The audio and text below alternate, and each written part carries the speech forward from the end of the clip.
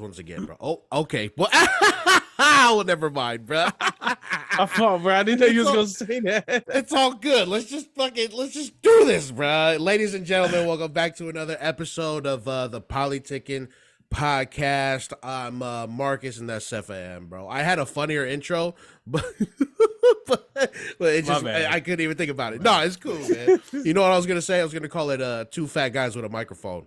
Okay. But fuck. What about me though? What about you? I said two fat guys, not one fat guy.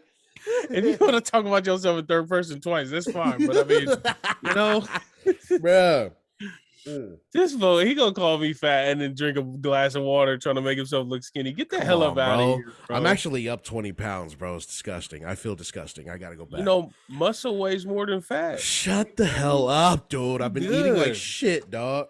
I mean, it's all good, bro. Episode 43 is going on right now. 7 more till 50. I don't know why we have to keep saying the number. It really doesn't matter because we're gonna keep going till infinity. Polytickin Podcast forever, bro.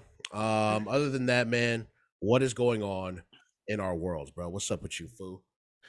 What the hell?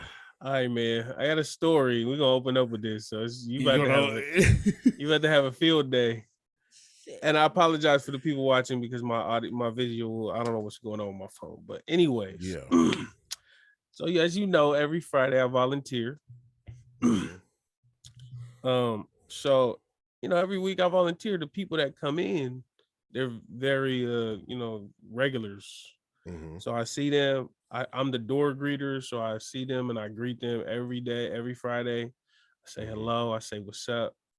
There's this one guy, and he like wears a Steelers hat every day or every Friday. So I'll be like, "Hey, Steelers, what's up?" And he's like a real soft-spoken dude, real quiet. Mm-hmm. I clean up his place sometimes, when I have to clean up, whatever. I just see him every Friday. And then this Friday, I don't know what was on. He walks in, he stands in line. I said, "Hey man, what's up, Steelers? How you doing?" That fool looked at me and said, "A lot better now that I've seen you." Oh no! I was kind of shocked, but I knew he was like that. So then I was like, it didn't shock me that he said it, but it shocked me because he said it in front of the whole group of volunteers that was shit. I tried to shake it off. Oh yeah, man. NFL about to start up in a couple of weeks. Yeah, go ahead and grab your plate. Tell them what bun you want. All right, man. Yeah, I'm actually heterosexual. I'm straight. Please don't. You want to talk about football, sports? It was funny. I had a new volunteer dude that I was kind of training a little bit, and he was. Damn, you're out here training people now. You've only been there 3 weeks? Yeah, like 2 months, bro. What are you talking 2 months? Oh, I think it's almost been 3 months. It's like 2.5. Like you've been going. I swear to God, I thought it was only like 3-4 weeks ago. Oh shit! Like 2.5 months now. Damn, man, this show has ruined my perception of time, bro. Straight up. I feel like that's just been you, though. Like, well, okay, fine, whatever. Yeah, shut up. Because I'm the exact same way. Yeah, I be thinking 2010 was 6 years ago. Yeah. Yeah. Hey, but side note, bro, like everybody I be meeting at the volunteer thing is cool, but like, my girl broke it up to me like this. I don't be saying nothing, right? I just be talking to people. Hey man, what's up? Especially before everything opens, like we just talk to the volunteers, like all the volunteers. There's new people every week. It's only like 5 of us that come every week. Everybody else it's a rotating cast. And this week or last week, there was this dude. He was from like some other state, I guess you would call it, province. And he was like, "Hey man, I can hear it in your voice, man. Where you from?" "Oh man, what's up? I'm from Sacramento." He was like, "Oh, okay, where's that at?" I was like, "It's in California." He was like, "Oh man, yeah, I'm from here." So and then he just started going off. He was like, "Yeah, over here is nice, but man, where I'm from is crazy." Oh my God, people get stabbed, people get shot, people get robbed. Cool, man. Congrats. Every day. And I'm sitting there like, oh, that's what's up, Ron. He's just like, that's what's up, good and goddamn well you ain't hearing that shit. It's like, man, okay. Nah, you gotta hit him with the You gotta hit them with the "that's what's up," just so you kind of like don't stifle their story, but you let them know you done listening. Right, you know what I'm saying? And you kind of push the shit forward so he can fucking finally finish his bullshit. Okay. So he was going off, and he was just like, "Yeah, man, when I was 12, I seen someone get stabbed right in front of me. Oh my When god. I was 14, I seen people get robbed, and I was thinking in my head like, bro, are you the one that's doing it? Like, yeah. are you the robber? Yeah. Are you the I seen him stabber? bleeding out right in front of me after I stabbed him. It's crazy. Like, bruh.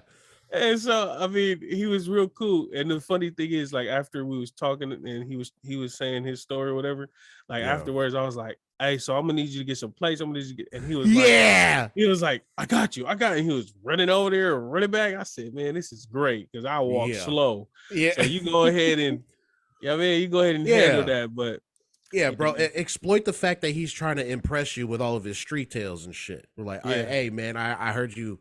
You got a couple bodies on you, bro. You think you can go get those chairs right there, bro? Set that up right there in the hall, bro. You know what I'm saying? And like it was another dude, and I was talking to him about something. I forgot. And then like we was talking about hip hop, like music. Nice. Okay. Pop up out of nowhere saying, yeah, my cousin started the Bloods out here.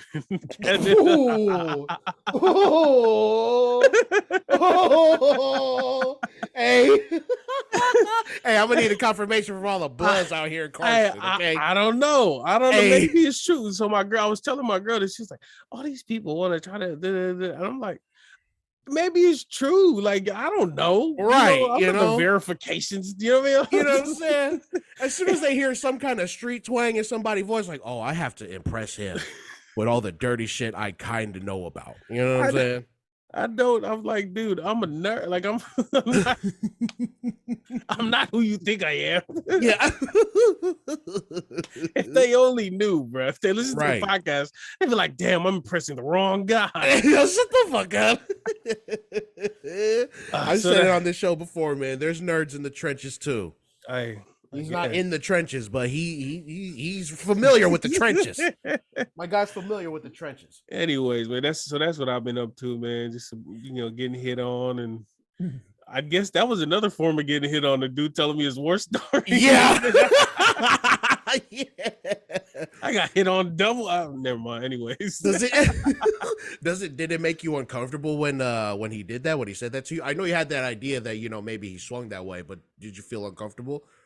Not really. I mean, I don't know. Not like I know some people who are like, man, back the fuck up. Don't ever say that shit. It wasn't aggressive. It was just a line. Right. It was just like he was. My girl said he was fishing. So I guess he was trying to figure it out. I told my girl, I said, next week I'm gonna need you to get off work early on Friday. I'm gonna need you to come over there, get over here. Let me just hold up on you. She's like, I'm gonna walk through the door and say, hey, cousin. Yeah. Oh, don't do that. Oh, that's no good, bro. That's so funny. Yeah, I've gotten hit on like that too at work, bro. That shit is fucking hilarious that you brought that up. How did you react? So how hard did you punch him? Yes, I reacted with confusion because it didn't register at first. Because I had just gotten onto a certain game, and he plays there all the time. Fucking known player. I don't want to put his name out there. That's how known he is, or whatever. Or like at our job. So he's a known player. He goes over there, does whatever.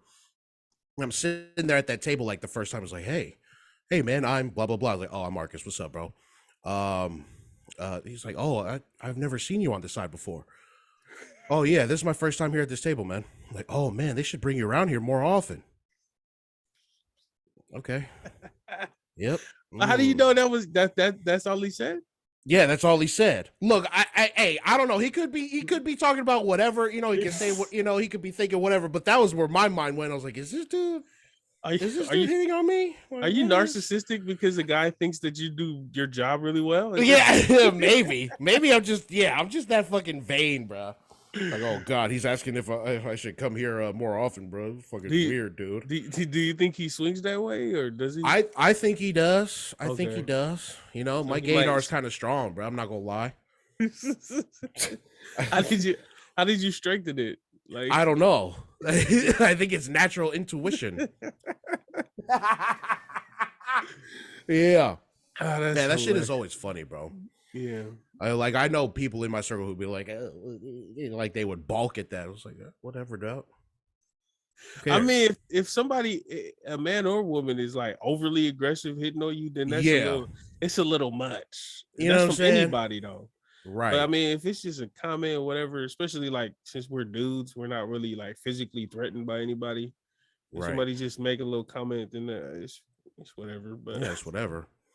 That's funny. That's so fucking funny, bro. Yeah, bro. I was just trying to rush it along because everyone else was standing there too, and I didn't know how they would take it. Yeah, I wasn't trying to be the butt. I wasn't trying to be the butt of no joke because like I know some of these people, but I don't know them. And like I'll be, if somebody make a joke about, oh, look at that guy thought you were, I was okay. We can joke. That's how you don't consider heart failure. Okay, you in a wheelchair, calm down. Like I would really go there. Yeah, if people really would have joked. I don't hold back no punches. So especially with people I don't know, and you trying to joke on me. Oh, right. Okay. Come on, bro. Yeah, all don't right. do that. Anyways, that's what I've been up to, bro. What's up with you, man? How you been? What you been up to? Not as exciting as your shit, but I mean, all I've been doing is just the same old shit, just working or whatever. But yeah, I just bought Cyberpunk 2077 last week. It was 50% off in the store. And I love action RPG games. Don't what? Already? What happened? Do you work just to buy video games? Yeah. Grand Theft Auto last week, Cyberpunk this week. $20, bro. I cannot beat that, dog. I'm not paying no $70 for a full AAA title. But yeah, so I'm really into like action RPGs, so I've been investing a lot of time into Cyberpunk 2077. I know we got a lot of nerds who listen to the show who probably play that game too. And as far like as buggy as it is, like it's fucking awesome, bro. And I'm about to make my guy an awesome build, and I don't know where to start because there's so many options. But yeah, Cyberpunk 2077. Anybody got any suggestions for other action RPG games that I can get down on if I'm got the time or whatever? Which I seem to now because I keep making time for these video games now. All of a sudden, what are you talking about? Marcus be trying to be fake video if I have the time, bro. Yeah. I always got the time. 2 weeks, bro. I always got the time now. Okay. Oh snap. Anything other than that, I got nothing. I've been playing this little survival RPG thing. Oh, and God. like it's on my phone. Like on my phone. I don't like really getting on the game like that. Unless everybody's on. But on my phone, it's like this. It's super pixelated. It's not really a good. It doesn't look like anything. You just have to read a lot, and you have to like travel to different cities. You could get I got a dog. Hell yeah! It's like a post-apocalyptic world where like you have. Is it one of those games that like run hella ads on different YouTube videos and shit? Is it one of those games? Pretty much. I mean, you can if you want like extra boost, but I don't really do that.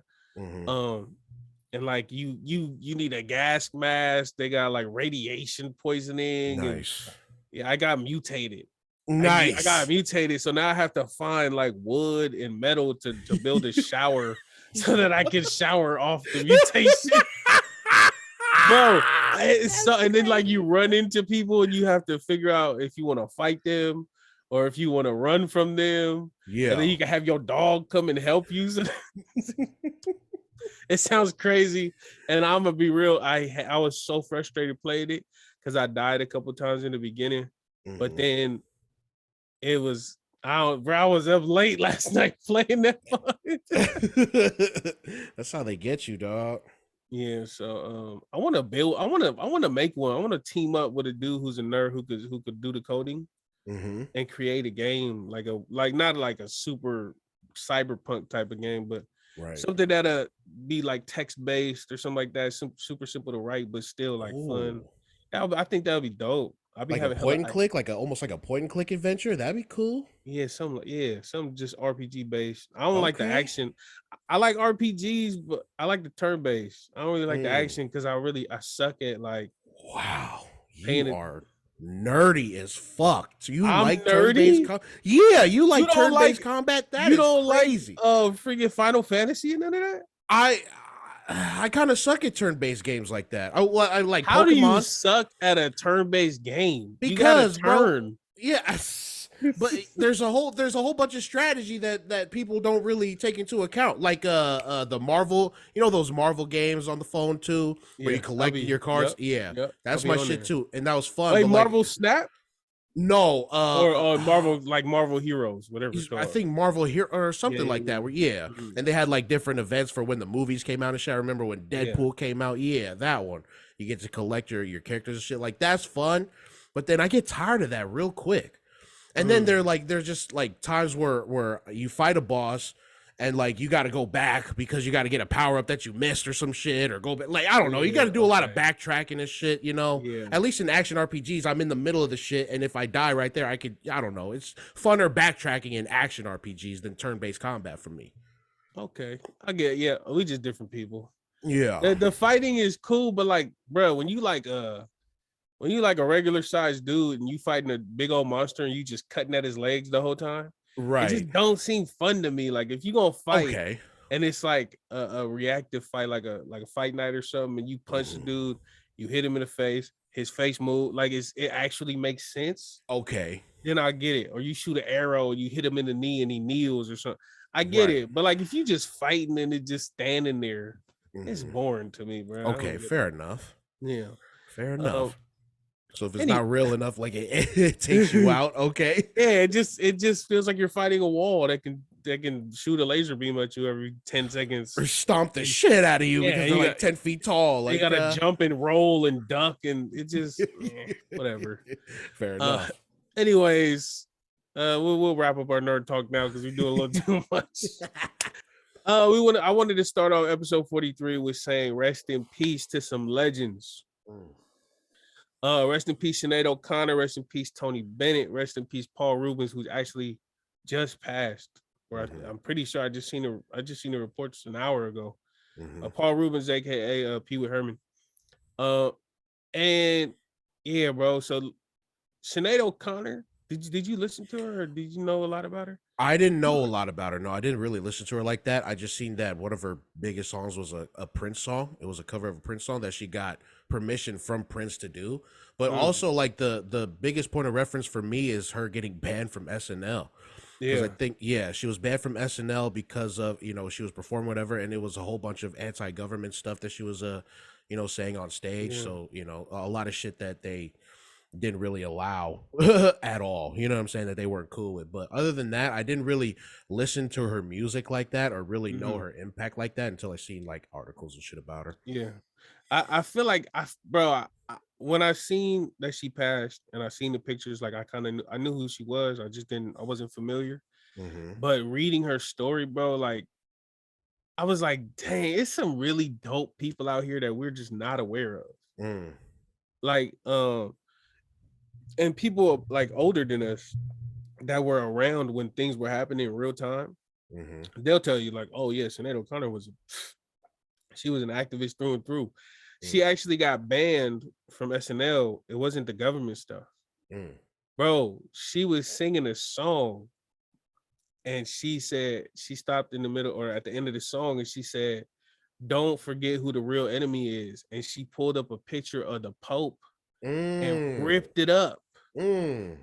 She ripped up the picture of the Pope on TV.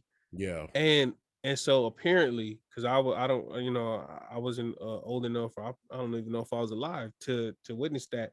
But apparently, this was before it was a widespread knowledge that a lot of the preachers or pastors in the Catholic Church were abusing these altar boys. This because now there's tons of evidence.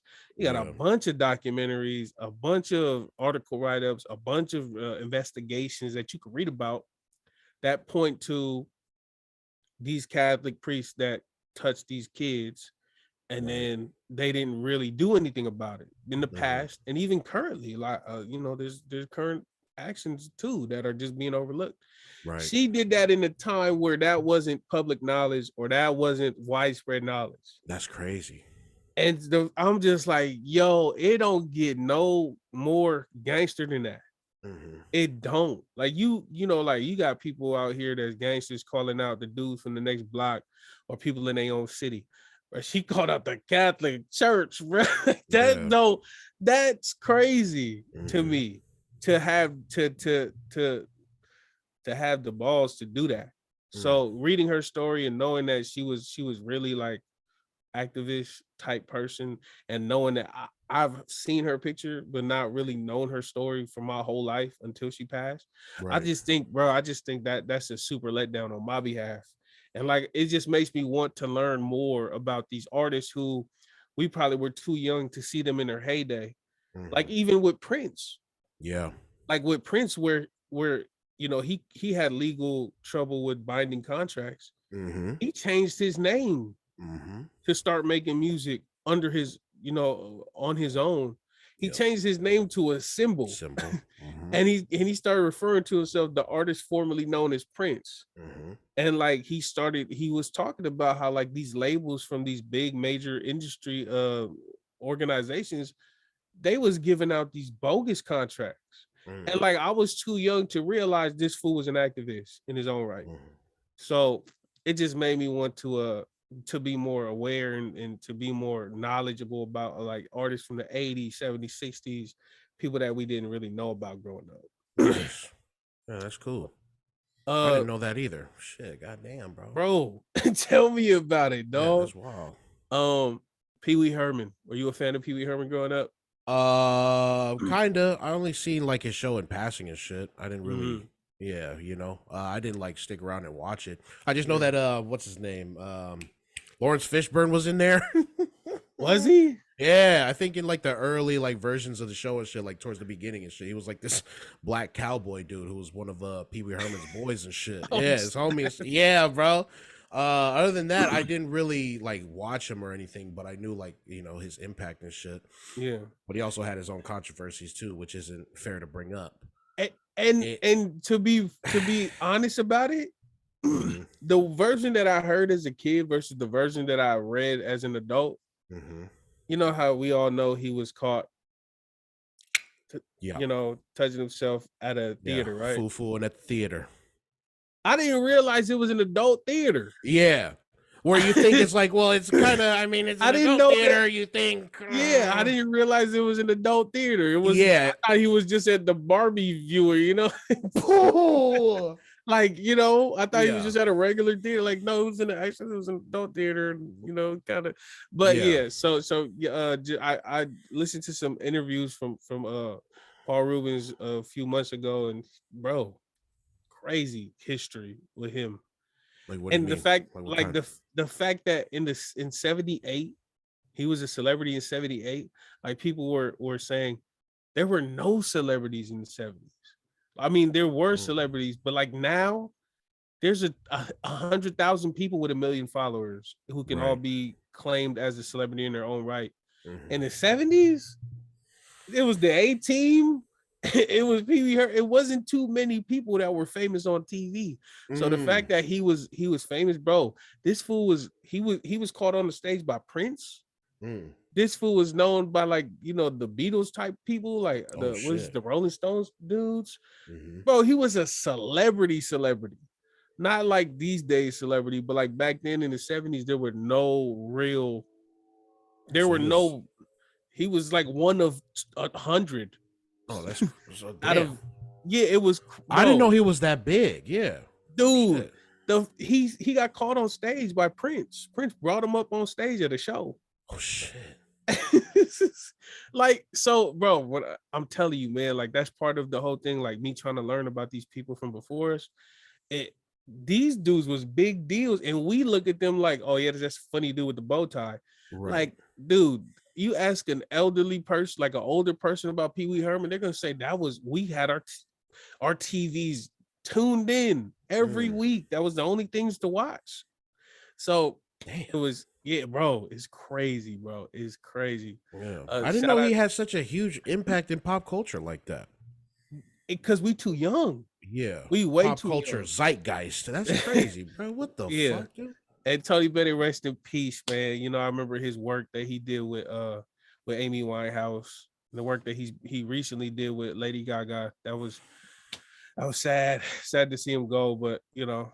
Who is that? Was a singer, producer? Singer. He was a singer.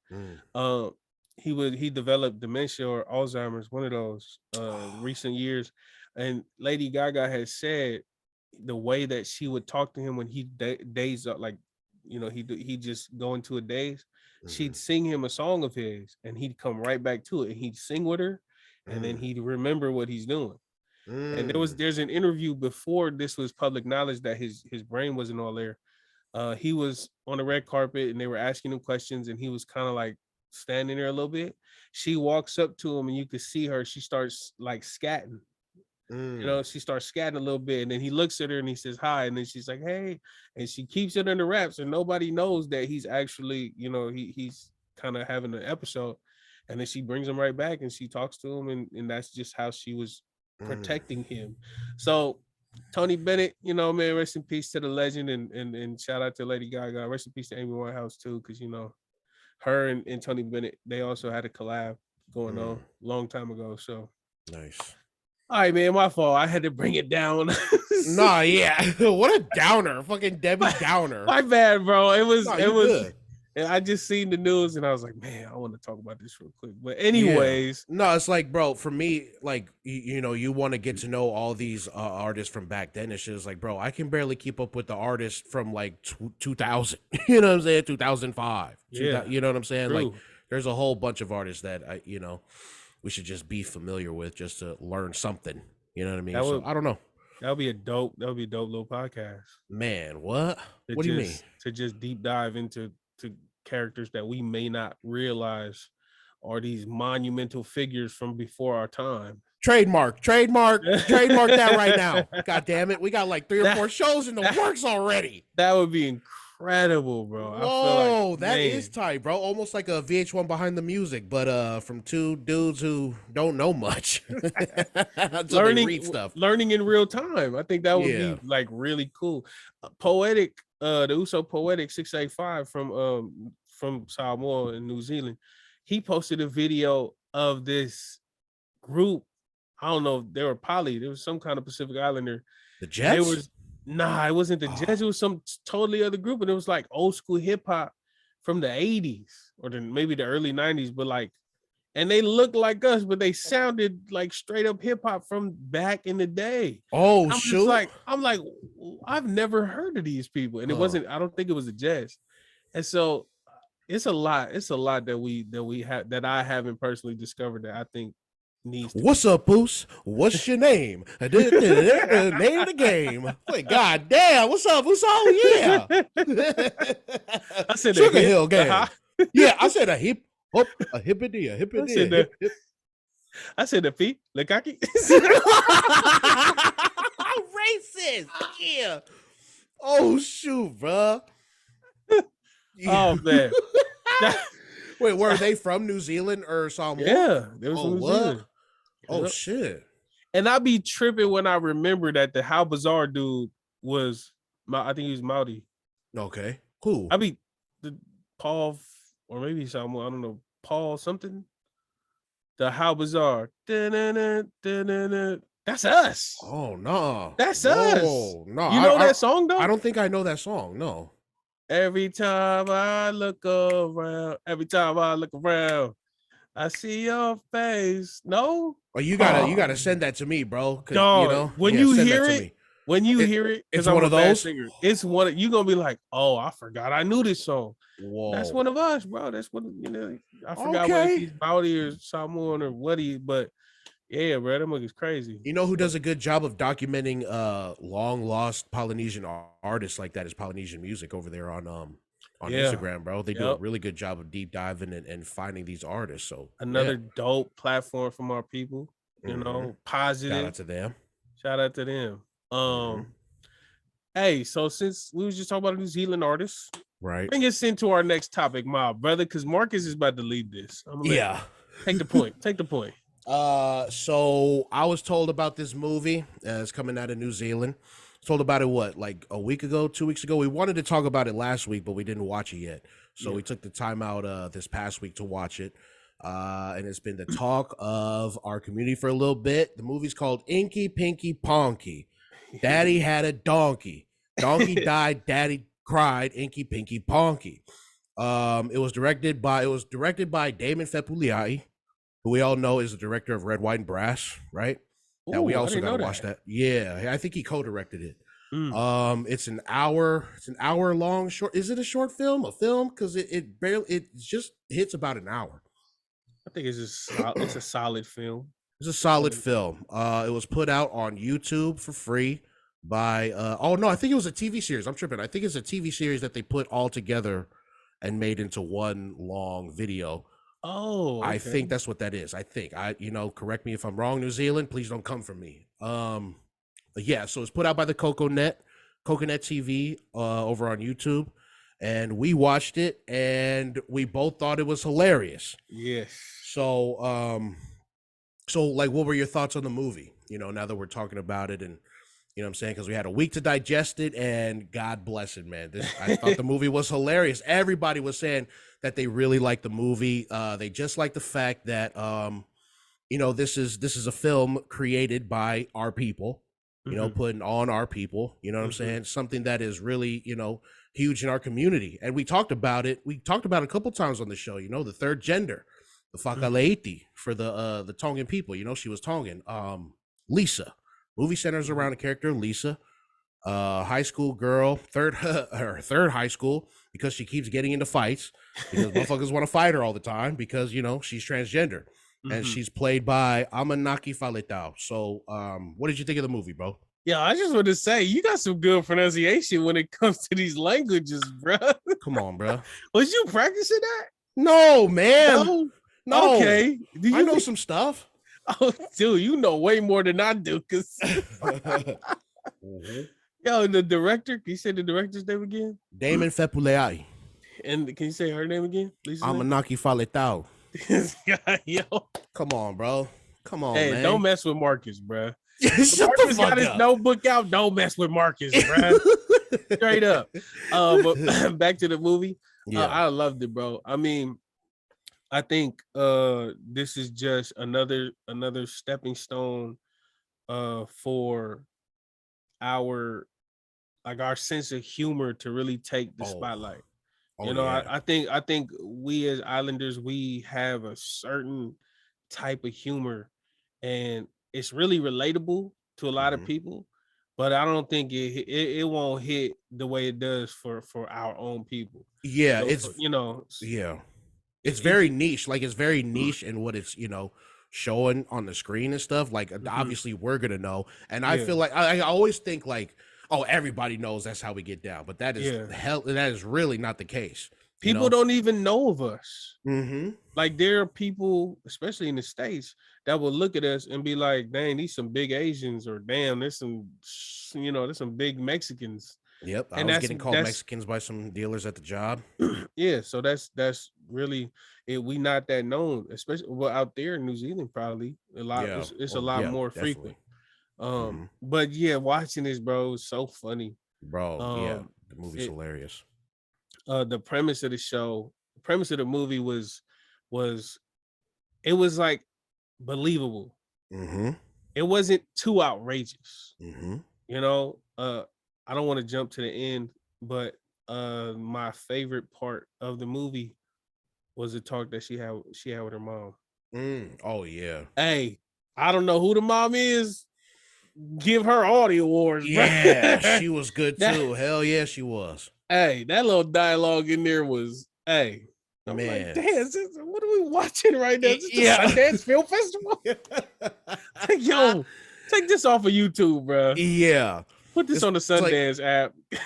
Man, yeah, the mom was really good. I really liked her, like all the religious imagery going on in the movie too. Like that's how strong that is in our culture and shit, and that's what really like influenced her decision to like keep Lisa down and keep calling her Lewis and stuff. So and the third school being the Catholic school, you know what I'm saying? Like, like just that, like how religion plays like a huge but a small part in the movie. Like that's what really resonated with me, because it's like, you got these, you got these imperfect people who try to pray, whatever it is out of you out and shit, but they're, what I mean? I don't know. It was just really cool to see, you know what I'm saying? So I was wondering, because I'm not too familiar with Tongan culture, but do you know if they if they acknowledge a third gender as well? Do you know that? I don't know, but I assume that they did because there is that, there is the term for it that Oh, I okay, said. okay, You know what I'm saying? okay, So I think I don't know. I just assume there is, but maybe I'm wrong. Please, okay. Tongans, tell us. All right, Because tell us. I know that we're all like heavily tied into religion, Right. but I feel like Tongans are a little more. Like I don't. a little more what? Like conservative, Yeah, like tied. They're a little more tied in to religion than we are as a people, right. like in general. Mm-hmm. But maybe it's because we lived in America South more, and we were at the college with kids who were a lot different, you Right. know.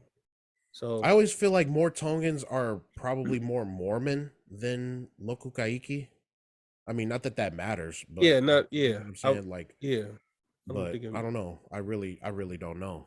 Tongans, let us know, man. We don't yeah, know what the fuck we're talking about half the time. So, let us know. yeah. The movie though, like it was hilarious. It Mm-hmm. was it was also very endearing. Like Mm-hmm. I think that's a conversation that a lot of people, you know, don't really get to have. Mm-hmm. I think Or that don't was want to have, bruh. like on Probably the too parents. uncomfortable to have those. Yeah, like especially us as a people, we don't Mhm. really talk about our feelings too much. No. And that talk that they had, that the mom had with Lisa, Mm-hmm. I feel like I mean I don't know because I'm not in that position, but I feel like for the people who are in Lisa's shoes or in similar shoes to Lisa's, like I wonder uh if that was like a relief, or if that was like just a moment that they could hold on to and cherish, because Mm-hmm. they're like, dang, that's such a beautiful moment to have, someone understands the person that you love the most, Mm-hmm. understand and see you even when they don't understand. And I think it You know? was written and produced by Lisa's actress. Like she played a huge part in the story of the Hmm. whole thing. So this Yeah, this story this movie comes from personal experience. So yeah. I'm Eh, sure a lot of people who are just like her identified exactly with what she was doing. but I just wonder if they take it as a cherish, like a moment that they cherish and they love and look up to, or if they take it as like, dang, I wish I could have that, but I know I never will. So Mm. it's kind of bittersweet to watch. Oh, it's probably Like, both. It's probably yeah, both. There's I probably just, people on both sides of that. yeah, I wonder which one who leans more, which side they lean more to. But in general, like just that idea of having that talk, I think Mm-hmm. it's, I wish the more people could have that talk within our Yeah. communities, because I know for a fact that that's a minority event. Like Yeah. I don't think a lot of people is talking like that. A minority within a minority. Like Yeah, that's wild yeah, to me. and Mm-hmm. so I hope this movie inspires that talk. I Mm-hmm. really think that this movie could be watched by some family members, by Mm-hmm. some people who are in the same predicaments, who probably would not talk beforehand, and they Right. see it, and I hope they're inspired to spark up some kind of dialogue, because you that's the best route for us to go through, to Right. have talks, to be open Mm-hmm. and honest, to just get everything out there, and then you see where the chips fall. But uh Definitely. yeah, how did you like the ending? At first, well, no, I thought it ended too soon. Yeah, I thought it ended too soon. yeah. As great as the ending is, and I like the well, I don't want to spoil it too much, but yeah, I like the good old We're switch gonna up and spoil stuff. it. We're gonna spoil it. Okay, fine, we're gonna Yeah, spoil we're gonna it. spoil it. So if you didn't watch it, just fast forward a couple, 5 minutes or whatever. Oh God, I love the spoiler warning. Hell yeah! Now we can talk freely. Yeah. Yeah, I like the ending. The romantic in me was like, oh well, they should have just lived happily ever after and did what they had to do. But I like the twist to where they made it more about strengthening her relationship with her mom. So that was Hmm. great. Yeah. I just thought it was just too short. Like I felt like they could have explored more. Like any criticism I have of the movie is super nitpicky, bro, and it really doesn't matter at all. But Hmm. yeah, I thought the ending was too short, and they could have explored a lot more. There's a lot more they could have explored between Mose and his feelings, and Hmm. Lisa and her mom, and whatever. Like I don't know, That's it a was and, still and really good. and that's another thing too. like on the other end, because you know we always talk about the third gender, we always talk about that aspect of our culture, of our people in general, Right. but then to have it be like, you know, a dude that doesn't come off that way at all, but still be intrigued and still be attracted, like that's another part that you know you do, you know, Yeah. dudes is gonna like dudes. Yeah. And in our culture, like that is the funniest way to put it. dude, hey, Dudes gonna like dudes. Dudes gonna like the dudes. way dudes gonna like girls, girls gonna like girls, and dudes gonna like dudes. And you know, we had these preconceived notions that like if you a dude that likes a dude, you're gonna be like a metrosexual. Where you're like, you know, super like don't want to get your hands dirty and you walk a certain way, you talk a certain way, or whatever. Like it be some manly dudes who like dudes out there. Yeah, bro, straight up. Hey, it be some, you know what I mean? Yeah. So it's gonna happen. Like and that's another talk. Yeah, like that out, you know, out there that like dudes, but that can't express it because just of the way that our culture is, the way even like in hip hop culture. Like it's a big deal. So but that also was an important topic to touch on too. But see, the way, like, even the way you're saying it, right? Like the way, like you're saying that most of it like dudes, right? That means that you're already calling Lisa a dude when she identifies as okay. You know what I'm saying? Yeah, so then a dude's gonna like transgenders, right? There we go. But to the majority of the people that are watching, or not watching, but to the majority of people in his surroundings, that's what they're gonna look at it as. Exactly. Yeah, that's exactly it. And just like I said, like a whole, like whatever criticism I have is nitpicky. Like I just felt like they could have, you know, explored that part of most of it, because I felt like him being attracted to Lisa, him finally revealing his feelings for her wasn't earned. You know what I'm saying? Like, bro was just out there, you know, fucking around. I couldn't even tell if he was being serious, if he was like with the bet. You know what I'm saying? Like it felt like that scene in the car. Yeah. It was like really intimate, and then they pop up, and then it was really, I don't like you, get out of here. Right. You know what I'm saying? Yeah. And I kind of expected that to happen because we already seen the friends over there, you know, plotting this shit. Demetrius. Demetrius. Fuck that guy. He's a hoe. But yeah, nah, I expected him to be like, oh no, I'm not, you know, I'm not gay, dude. I'm not gay. Like, fucking I'm not gay. You know what I'm saying? Like, I think that's Australian, bro. Oh well, God, it's hard. Accents are hard, bro. Yeah, I expected that part. I just felt like it wasn't earned enough. Like I didn't feel like I felt like they didn't explore like how he got to those feelings towards the end. So, you know, but that doesn't matter because this is a story about Lisa. Yeah. You know what I'm saying? This is her story. So, yeah, man. Awesome movie. Give it all the awards. Give it all the awards. Give it all the awards. BAFTA, SAG. What are the other ones? Emmys, all of it, bro. Oh man. And also, like, sorry to I don't want to like beat a dead horse or anything, but it opened up, like, it opened up my mind to how many other Polynesian or Pacific Islander like videographers and cinematographers are really out there, like putting in work, bro. Like I see it on the timeline all the time, you know, and a couple of them follow the show. You know what I'm saying? It's people really putting in work out here. So this is really like not just a good look for what the movie showed, but also people behind the scenes that just lets everybody know that, yeah, you can do that too. There's workshops going on how to do this shit too. Like, bro, it's over, dog. It is. Get your creativity out there. Have you ever seen like the Coconet TV's like videos and not in a long time, but I've browsed their page a couple times, but yeah, I see them putting in work with a whole bunch of up and coming artists and stuff, and well established artists too. So yeah, they're doing their thing. Bro, they've been at it for years. I'll be putting their videos on, like I'll just watch whatever, because they have like Fresh TV. You remember Fresh TV? They used to air that on Blue Sky Channel 6 in Samoa. They used to air that out there, so that's where I first learned of them. But it's super dope. You know, they give a dope platform to Pacific Islanders, whether it be, you know, music artists, actual like painting artists, activists, dancers, That's awesome. photographer. Like they do all kinds of stuff. So hey, for those of y'all that are listening that are unaware, if y'all look up the Coconet TV or Fresh TV, they got episodes like every week, I think. And they just highlight different movements, different people, different things going on out there in New Zealand, Australia. And it's just stepping back from the movie and stepping back from Coconut TV, seeing like a professional and an actual like master type of formatting for our people. Like you see a real movie like that looks like it has a real budget going on, and then it has our actors and it has people that wrote it, our people that wrote it, and our people that are holding the camera, holding the lights. Everything about it is just for us, by us type stuff. I don't know, bro. That must just make it it's incredible, dog. Yeah. Like knowing that just I don't know what else to say.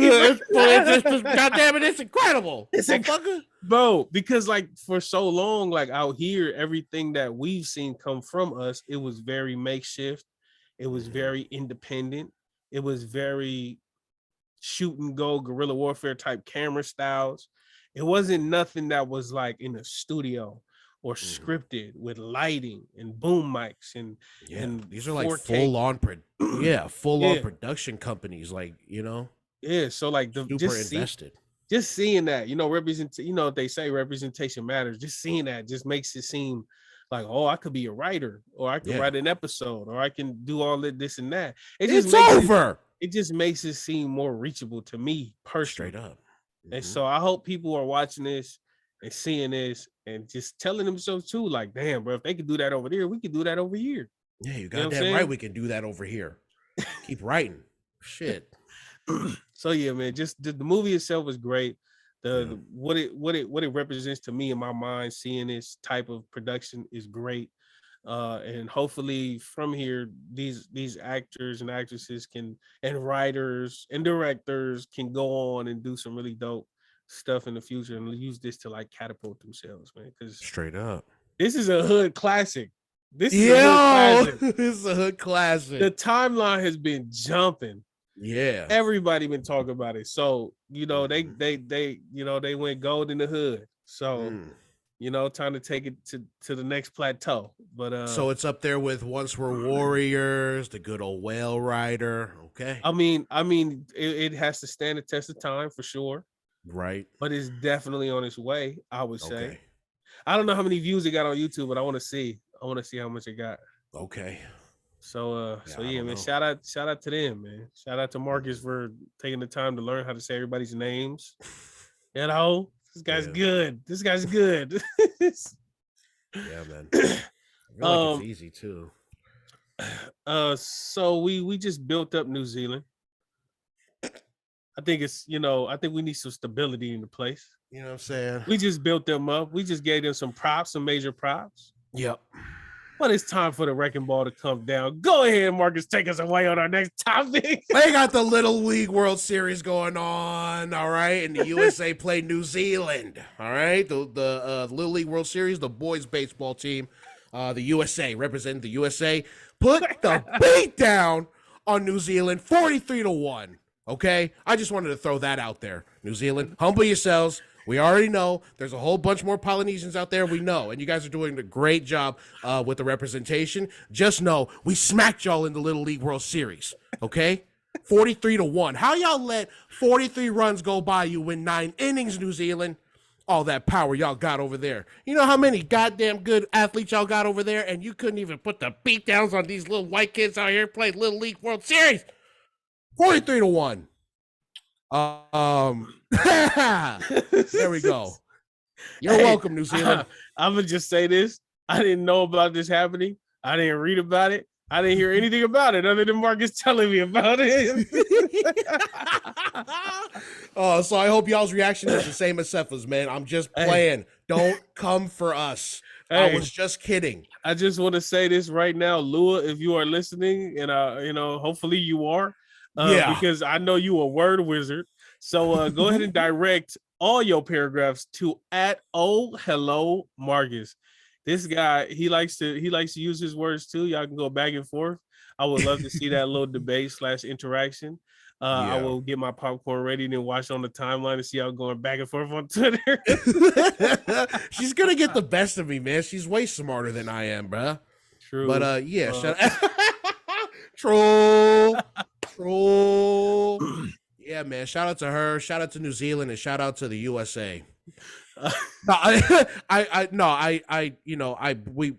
put the softball thing in there because, like I said, I was watching the Little League World Series at work, and they got the boys going on and the girls with the softball. And I was wondering, like, and I was asking some coworkers who are really into sports too, like, bro, do y'all know if there's life after softball for these girls? And not really anybody really knows what's going on. And we have a lot of Samoan girls who are out there playing softball. Everybody knows about Jocelyn Alo killing it over there in Oklahoma. The best players in the country. But it just had me wondering, like, what is it that you guys do after college softball? Because I didn't know that if there were any pro softball leagues. And I just learned like a couple of days ago that there's 2. I forget what they're called, but it's a good opportunity for anyone who wants to keep playing softball, after college to, maybe make maybe earn a living playing the sport that they like to do. You know what I'm saying? Like, there's so much coverage of all these niche sports now. Like, why not have a pro softball league? Like, bro, I'm over there at work watching pro cornhole. Hey, yo, you know what I'm saying? You do what? Pro cornhole, bro. You do what? I do pro cornhole. But you watch Bros Cornhole? Yeah. That's crazy. Yo, that's crazy. But all these niche sports that are getting these rich contracts through ESPN to be, to be put on television and stuff, like, you got to do the same for the softball leagues, because man, they're drawing a lot more attention every year. Yeah. You know what I'm saying? So, and I know that we have a couple of softball players who follow the show too, or parents of softball players. Like, I don't know, that was just something that really, that I was just, thinking of while I was over there at work. Like, bruh, if these girls, especially someone like Jocelyn Alo, who's, you know what I'm saying, Samoan girl from Hawaii who's putting on, being the best in the country, like, bruh, why can't she have the opportunity to keep playing this game and get paid major bucks for it? You know what I'm saying? Yeah. So, if we get into like the logistics of that, right? Okay. I feel like realistically, it would kind of it's so much easier now to cater to an audience than it used to be. Oh yeah, definitely. Okay. Because like back then, if you wanted promotion or if you wanted to be broadcasted, you'd have to talk to cable networks or even like local TV, like on cable channels, they'll have like channel 16 through 12 is like local TV, and you can just watch random stuff around your city just on those channels, and you'd probably local, what's it called, public access? Public, yeah, okay. But now I feel like, bro, from the streaming services all the way down, it's so much, there's so many opportunities to cater directly to your fan base. Like with us with Patreon, we have a fan base where we use the podcast apps, and it goes on Spotify, it goes on Google, Apple Podcasts, all of that. But then we cater to our core audience on the Patreon. Straight Subscribe, by the way. Hey, patreon.com/Polytickin Podcast. Yeah. And this, it would be the same way with these softball leagues. Like, imagine if somebody went to the softball leagues or a few softball leagues and said, yo, check this out. I got some cameras. You guys run these games from 8 a.m. all the way to 8 p.m. every Saturday or whatever. I'm going to set my cameras up. We're going to broadcast to the YouTube. We get the subscribers up. All of it. And like a lot, it's, like people look at it like, oh, why would you watch softball when you could watch baseball?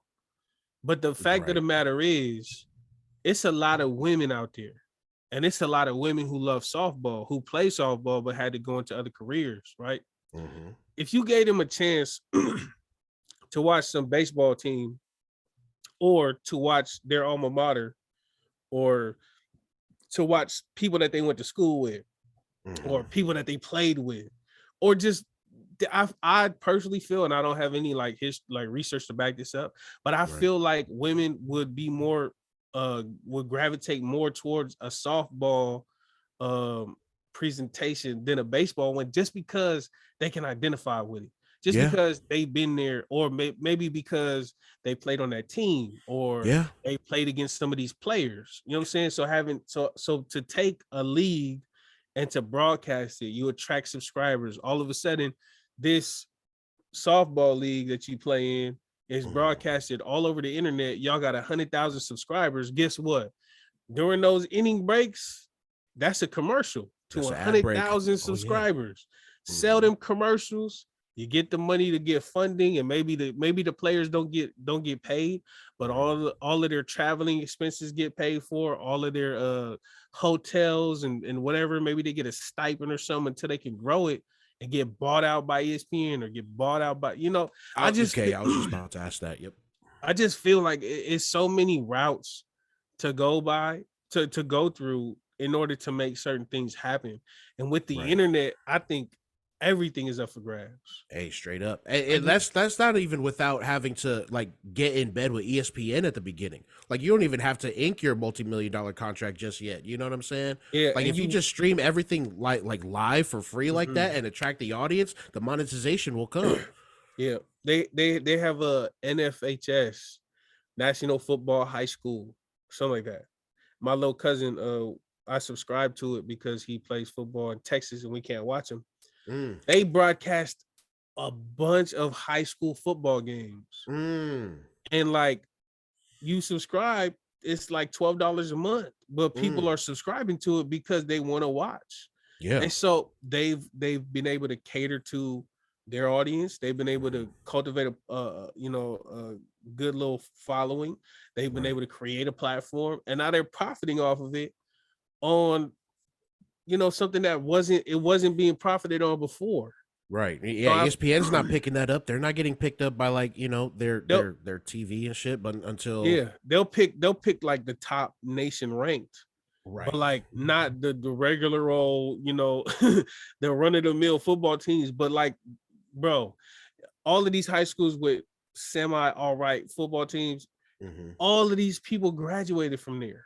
And if they're gonna watch football on a Friday night, why wouldn't they want to watch their alma mater? Why wouldn't they want to watch where they came from? Yeah. You know what I'm saying?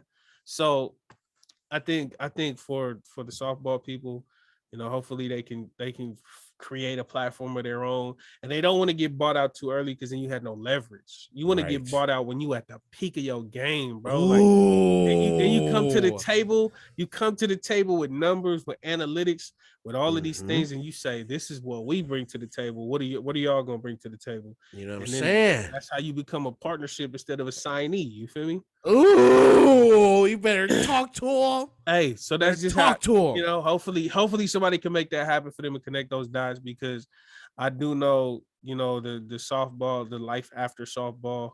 One of my cousins, one of the coldest hitters out of softball. I mean, I don't know too much about softball, but she was in Alabama. You know what I'm saying? Oh, yeah. Yeah, Alex's sister. Yeah. Okay.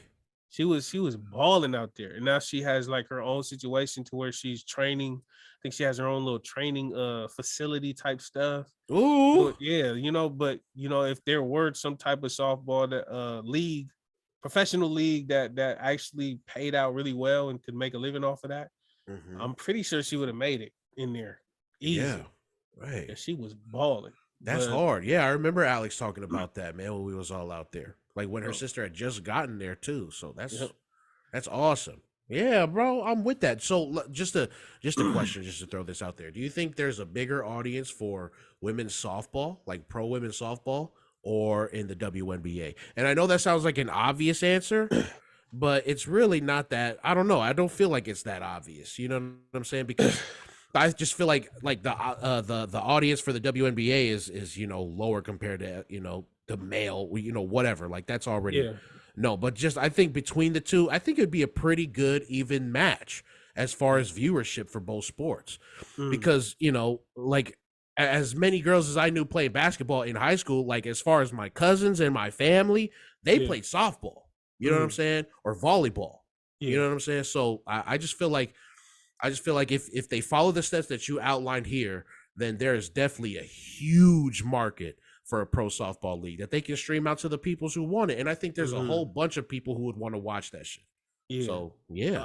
That's a good question when it comes to the fan bases. I think the fact that WNBA already has a WNBA as opposed to a MLB, right? You know, that speaks to there being a want there. You know, people wanted to see that.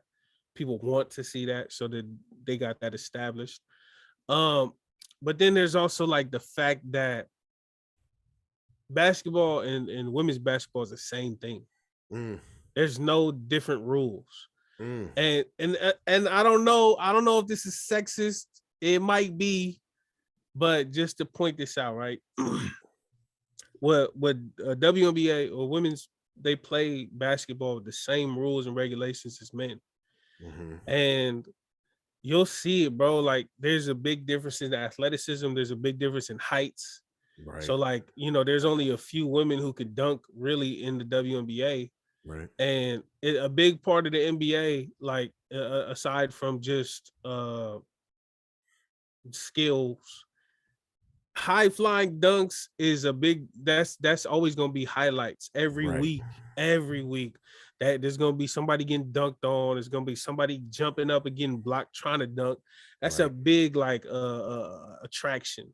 Right. And so the fact that the women play on the same height basketball courts with the same size balls, knowing that physically, you know, they are smaller, they're shorter, their hands are smaller, you know, so that they can't jump as high or they can't, you know, go from as far away or whatever you want to say. Right. That kind of limits the physical appeal to basketball. As on the other side with softball, it's not the same exact rules as baseball. Right. Yeah. And they have different mechanics. Like the way they play is different. The way they pitch is different. They have, I think they have, do they have smaller fields? I'm sorry for being ignorant. I don't know if they have smaller fields, but you know, the equipment definitely looks smaller as far as like bats and the size of the ball. The ball looks bigger than a regular MLB ball. Like there's just different mechanics and equipment for softball. Okay. Yeah. And it kind of, you know, for whatever you want to say they lack in terms of like compared to men in size and speed and strength.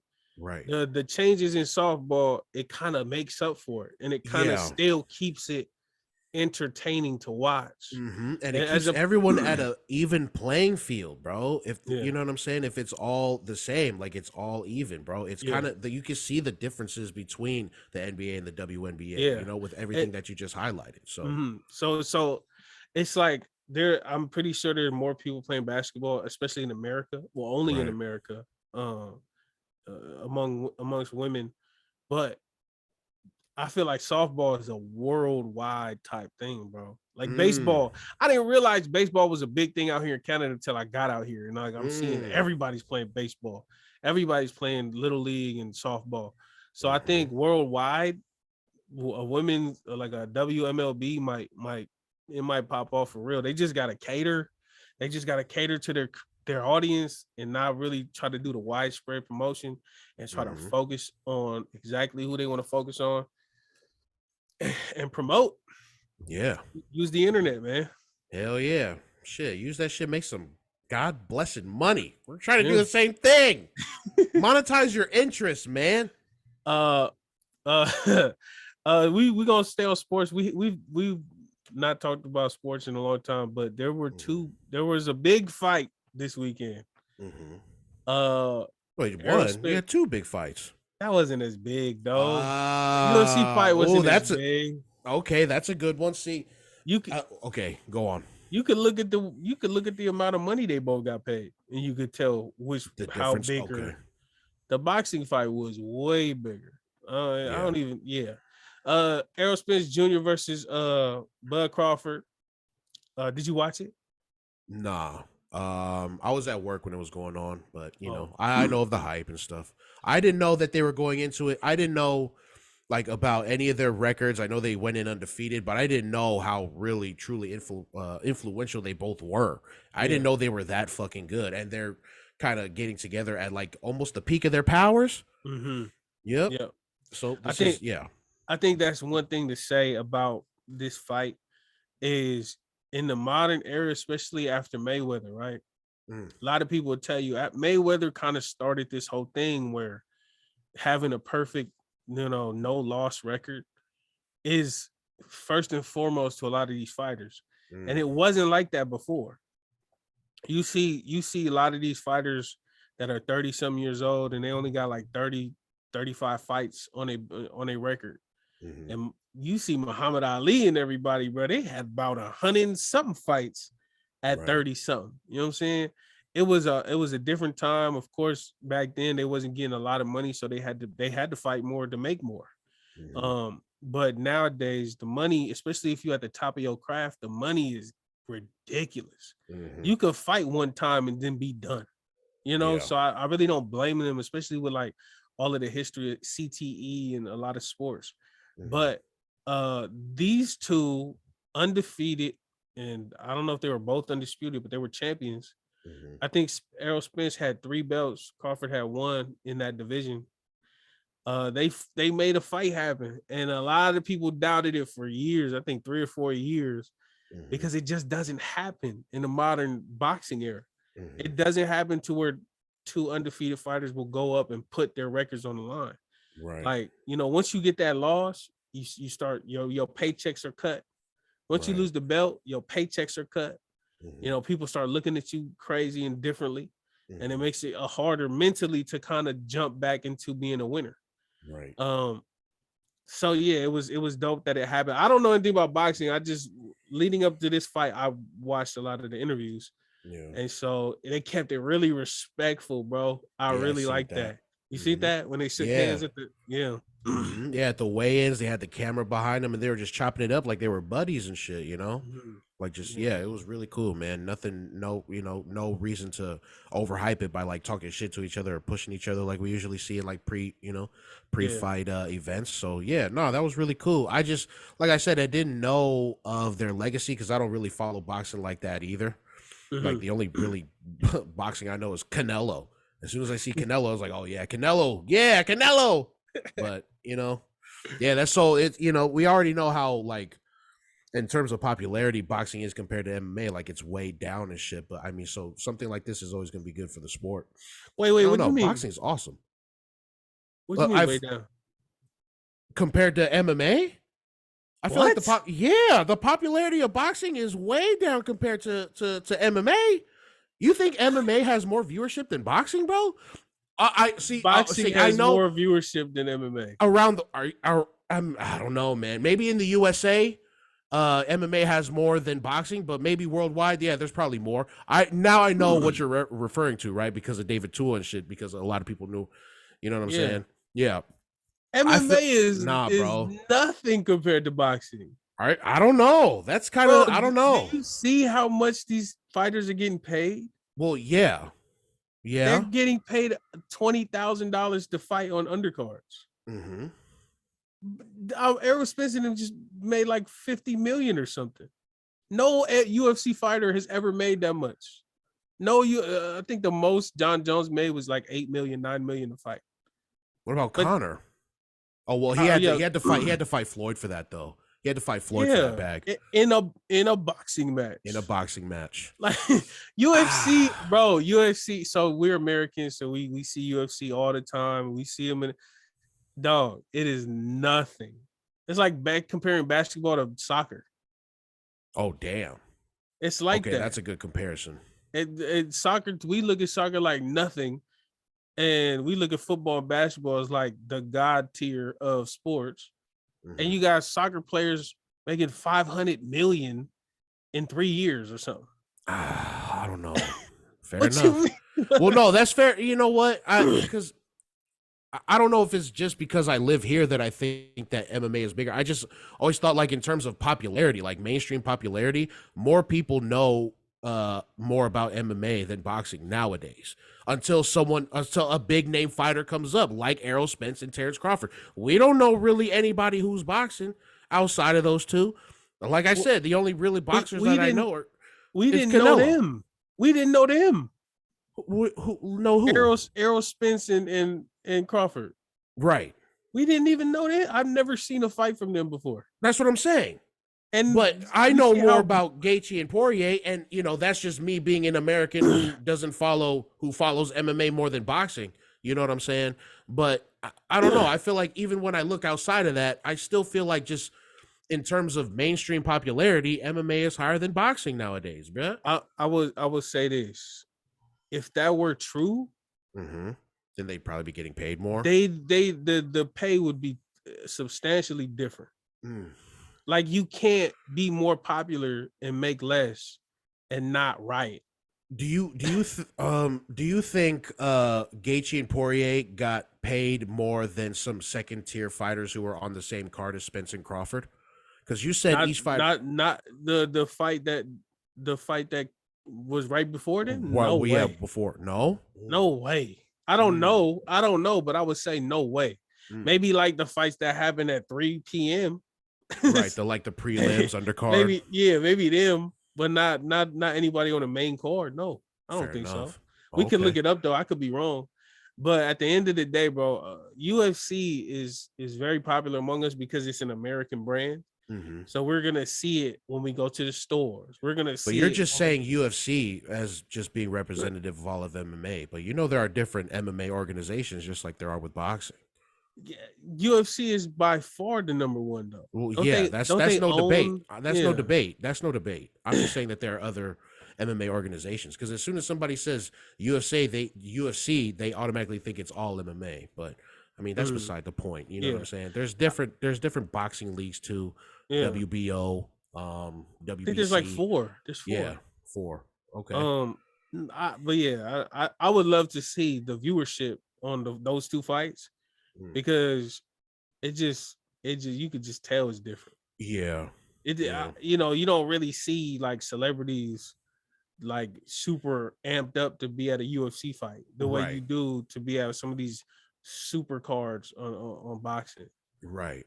So I hear you. Yeah, okay. I hear you. I'm not disagreeing with you. I don't know.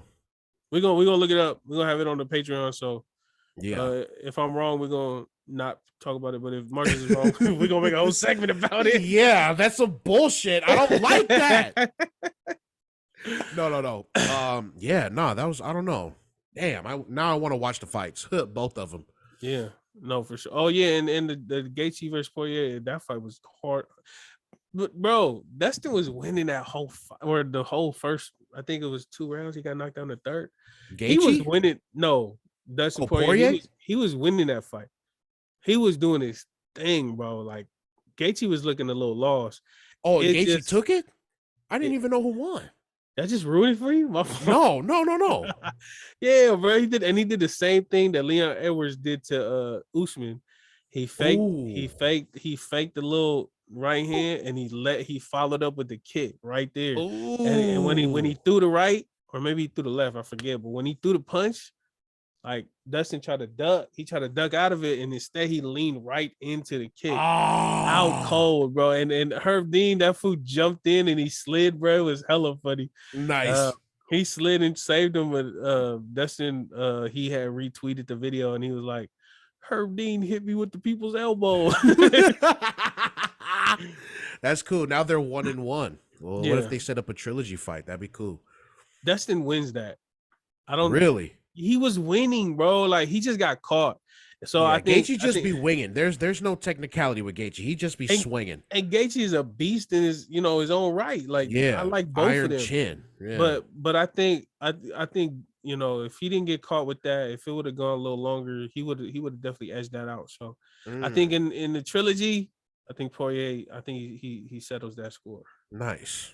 Okay, hell yeah. Sports, man. We're here talking about sports and shit. And Alex Pereira fought too on the undercard. Oh, he did? Forgot who he fought. He fought somebody notable. I just forgot. First fight at 205. Oh, Jan Blachowicz. Yeah. Yeah, Jan Blachowicz. And I don't know if he won that one, bro. Really? I don't know if he won. Yeah, Blachowicz, he was the light heavyweight champion for a little bit. Yeah. And I think he's taken out like that. If he, so wait, you saying Pereira won that one? Pereira won, but I don't think he did. Yeah, I don't know. Damn. I gotta rewatch it. Okay. I think Blachowicz, he beat like 2 other fighters that moved up from middleweight. I think he beat Jacare. Beat Izzy. Oh, he beat Izzy. Yeah, he sat on him the whole time. Nice.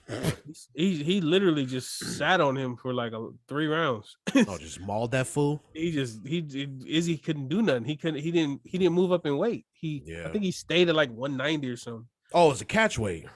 No, it was 205, but he just was like, no, I'm gonna keep my speed. You know, he was nowhere near 205, but he was just like, you know, I'm gonna keep my speed. But he couldn't when he started leveraging his body, he couldn't do nothing. So, yeah, man, shout out to them. Yeah, man, shout out to sports, man. Hey, man, give me and Marcus a contract. We finna fight. We need $3 million. Hell yeah, I'm with it. $3 million, bro. $3 million each. Quit playing. Come on, but yeah, make sure there ain't no baby oil involved because you know Marcus like that. Hell yeah, bro. Fuck yeah. We had more sports, but I'm cool. I'm cool over sports, bro. We'll say the rest for tomorrow. Yeah. We actually have a lot on the note, but we didn't get to a lot of it, bro. Yeah, it's cool though. I'm good, man. This is really good. Wait, have you been stood up before? I just wanted to get this out there. Not like traditionally, right? Like I haven't been stood up by a girl or whatever, but like, you know, you make plans with the homies. And then like you go there and they end up hitting you up like, hey, I can't. I guess it's not being stood up because they called and told you that they can't make it, you know? Okay. But I went over there with the idea that we were all gonna be there. And then I get the call like, hey, bro, I can't. Well, fuck you, man. What the hell? Okay. So you never been stood up. This guy's a cool guy. Do you have like a bad, because I just thought of this. I didn't get stood up, but I had a really bad dating experience. Do you have a worst date that you ever been on? The worst date? Nah, bro. All your dates just went great? This guy, yo. Well, fuck, man. You want me to start with mine so that you can feel yeah, do that, bro, because it's usually the stuff that happened after that went terribly. All right, so there was this one chick in Samoa. I thought she was cool. So then I was like, I hit her up one time. Mm-hmm. She was getting off of work, and I was like, yo, you getting off of work, man? What's up? Let me pick you up, take you home. She was like, okay, I get off at this time. So then I go, it's like 11 o'clock. I hit my boy Jace. I was like, hey, man, what's up? Let me use your car real quick. Oh, my God, bro. And Jace gave me the tracker. It was the tracker was a beater, bro. It was a straight lemon. But he's like, yeah, go ahead, take it. So then I pulled up in the tracker. I just thinking of this now. She probably thought like, what the hell? This fool pull up in this prehistoric. I pull up, pick her up from her work. And I'm like, oh, are you hungry? Did you eat? She's like, oh, I didn't really eat. I said, let's go to McDonald's. So I was like, all right, because we was right there in Kafunga. So then pull up to McDonald's, we go in. And mind you, bro, this tracker is beat down. The windows are halfway up. They don't roll up or down. Right. So we in McDonald's, eating whatever. You know how it gets in Samoa. It'll be clear skies, and out of nowhere, it'll just be Category 5 hurricane. Straight up. So we go to the car, and I didn't realize I left the lights on. Yeah, and you told me this story. Yeah, bro, I left the lights on, right? And the tracker was so old, you couldn't even see the light. The lights didn't matter, right. But I left them on. I was trying to start the car. The car wasn't starting. Mm-hmm. All of a sudden, it starts storming. Bro, she had her uniform, and it starts storming. And we hop in the car. She's like, oh, how do I roll up this window? I was like, I started looking. And then I was like, here's a plastic bag. Go ahead and throw that over your shoulder. Oh. Because what we used to do was, like, the door was right here. We used to take the plastic bag, put it on the outside, put it over in the window, and then droop it over and slam the door. But it was raining so hard, I couldn't really do that because I didn't really want to get wet either. So So yeah. It starts raining, and I'm like, oh my God. So I'm hitting Jace up, and his fool is knocked out. It's like 11:30 at this point. Bro, I was like, she was like, did you want me to call the what is it? the cab. Do you want to call it taxi? I was like, okay, cool. She calls it taxi, bro. And then I'm like, she's like, oh, did you? She lived kind of close, so it was fine. So we hop in the taxi, we drop her off, and I'm like, she's like, oh, did you want me to pay? I was like, nah, man, yeah, right. Get out of here. Go ahead, go home. I didn't realize her door was open in the front. So she slams the door. I like jump forward to the driver. I'm like, hey man, I got $15. Can I get to Ely on $15 from here? But her window was open. She turned around. She's like, do you need money? I was like, no. Like, nah, I'm chilling. Nah, what the hell? I don't need money. Nah, you crazy. So then she's like, okay, bro. She turns around, walked over, and I looked at the deal. I was like, 15. Oh It was my like, God, bro. He's like, gave me the thumbs up. Yeah, it's okay, bro. This food took me home, and I ain't never felt so embarrassed, bro. I left Jason's car with the windows down in the rain. Oh my God, bro. Overnight, bro. Just right there in McDonald's drive-thru in Kafuga. It was real bad, bro. Yeah. That was after that. I never talked to her again. Like, yeah, well, of course. I'm not. Yeah. What the fuck? Yeah, I'm gonna avoid eye contact with you if I'm ever around you. What the? Oh, hi, Sefa. That mug was hella bad, bro. Nah. So yeah, man. Shout out to McDonald's and Trackers. Yes, shout out to McDonald's, Trackers, and the rain. Thank you. And hefty bags. Yeah. And hefty plastic bags, bro. Yeah. Nah, man, I've never been stubbed like that. I mean, I want to though for the experience. I'll be out there whoring around. You do be thawing in the streets. Huh? Yeah, I'm out here thawing in the streets, bro. Yeah, man. Oh, nah, just been stood up by the homies and shit when, they say they're gonna show up and they don't. That always hurts. I don't know which one would hurt more. That happening or like, something like your story. I feel like the homies would hurt. That shit hurts. No way, bro. What are you talking about? It's the homies. Yeah. Ain't no pride law. Fair enough, yeah. Ain't nothing really wrong. It's just like, all right, bro, I'll see you next time. Right. Like, you going on. What if there isn't a next time? Motherfucker, well, you took that for granted that there might be a next time. Fucking stand me up. And now he dead? Yeah, now he dead. He's regretful. Nah, man. Yeah, I don't know, man. Fuck that. Oh, fuck that. Oh, no. I'm feeling sick and embarrassed. Oh, that sucks, bro. Wait, okay, so when you went back for the car, like, what was the state of the tracker when you got back over there? We had to jump it. Oh. We just had to jump the car. It was just an old battery, an old system, and Yeah, crashed. It had to reboot. Like, damn, bro. I tried to do something smooth and look what happened, bro. Man, that's usually how it goes too, man. You got these cool plans, like, oh yeah, it's about to happen, bro, and then just shit's everywhere. She's like, yeah, that little rapper from Like, damn, man. I did buy her food though, if there's that. Bro, I was broke back then. I'm still broke, but like back then, bro. Yeah. I remember having $7 thinking like, oh, I'm in a ball today, bro.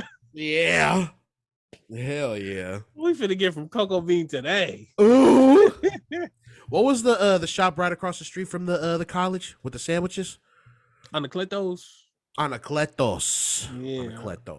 Anacletos was popping. They used to have chicken, like fish bones in their tuna sandwiches though. Like I'd be like, bro, what the hell? What kind of fish y'all be eating over here, bro? Get some wahoo. Stop playing. For real. Starkist be having them little fins in there, bro. Oh, because everybody going to work drunk. Yeah. Put okay. Send it off. Set. Hell yeah, man. So what's up, man? What else we got on the docket, bro? Nothing at all, bro. Everything else we're gonna handle tomorrow on the Patreon that comes out Friday. You know what I'm saying? Thank y'all for tuning in. Leave a review. Hey, leave a review. Like 20-something reviews, 5-star reviews on Spotify. For real? Yeah. I gotta see them. Hell yeah. I want to read them. No, nothing written. It just shows you 5 stars and then parentheses 20. So are there any stars for the 4, 3, 2, and 1? Because if there are, I don't think find you. Okay, good. Nah, that's awesome, man. Hell yeah. Yeah, that's it though, man. Go ahead. What you got? I got nothing else besides a thank you, man. Thank you for still rocking with us, bro. Episode 43 is in the books. You know what I mean? Patreon.com/Polytickin Podcast. You know what it is. Get your extra episodes for the month, $5 a month. You know what it is. Other than that, bro, follow us on social media everywhere. Sefa M. Oh, hello, Marcus. You know what it is. Other than that, I got nothing else, bro. What's up? That's been another episode of the Polytickin Podcast. There's been another episode of the Polytickin Podcast, you nerds. Marcus, Sefa M. We out. Go faço e fua. Yeah, fa. Pa.